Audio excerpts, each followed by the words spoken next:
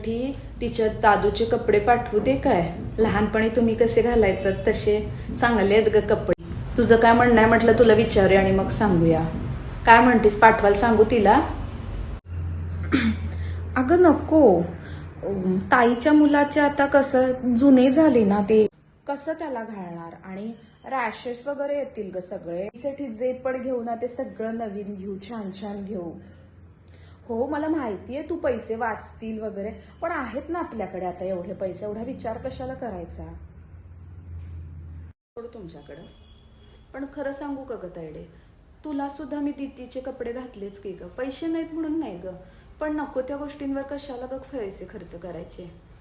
आणि आमचं कसं होतं, आम्ही विचार करायचो ग की कशाला उगाचच कपडा वेस्ट घालवायचा, चांगला आहे, दीदीची हाईट वाढली आहे.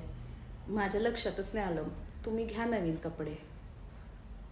तेच ते पण खरंच आहे आई.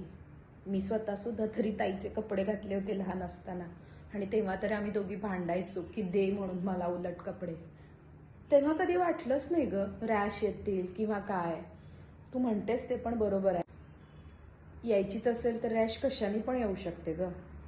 धुळीने येऊ शकते, त्याला कुठल्या तरी ॲलर्जीनी पण होऊ शकते.